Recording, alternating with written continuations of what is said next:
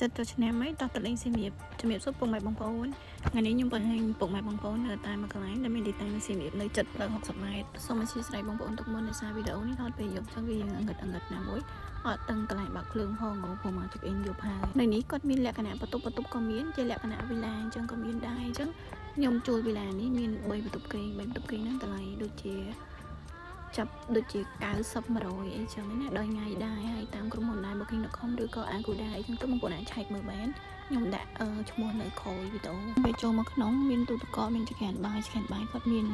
វាទៅសម្ភារៈធ្វើម្ហូបឲ្យយើងមួយឈុតចឹងណាហើយមានតុធ្វើការតុញ៉ាំបាយហើយមានសាឡុងឲ្យយើងមួយឈុតដែរ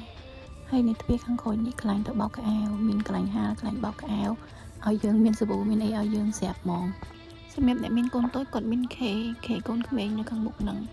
ហើយបន្ទប់នៅនឹងមាន3បន្ទប់មាន K2 មួយបន្ទប់ហើយ K1 និង2បន្ទប់ហើយបន្ទប់គាត់អត់សូវធំទេតូចល្មមប៉ុន្តែគាត់រៀបចំដេកស្អាតមើលទៅតិចភ្នែកចឹងក្នុងបន្ទប់ហ្នឹងអត់មានបន្ទប់ទឹកទេបន្ទប់ទឹកគឺនៅខាងក្រៅបន្ទប់ទឹកគឺមាន3បន្ទប់ដែរមានបន្ទប់មុតទឹកលេងឡាយ1និង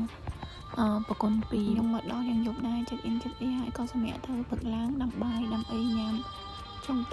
អីញ៉ាំជុំគ្នាហើយខាងក្រៅនេះគាត់មានតុវែងមួយសម្រាប់យើងអង្គុយញ៉ាំបាយពេលល្ងាចជុំគ្រួសារអីចឹងទៅហើយបន្ទាប់មកក្មេងៗហែទឹកទៅក្មួយខ្ញុំពីរនាក់ហ្នឹងលើកនេះមកអត់បានច្រើនទេដោយសារម្នាក់រវល់អត់ខ្ញុំអត់បានហៅមកអស់ទេអញ្ចឹងមកតែ3នាក់ហ្នឹងទេវីដេអូមានតែប៉ុណ្្នឹងទេអញ្ចឹងខ្ញុំដាក់ឈ្មោះតែនៅខាងក្រោយអរគុណបងប្អូនដែលបានមើល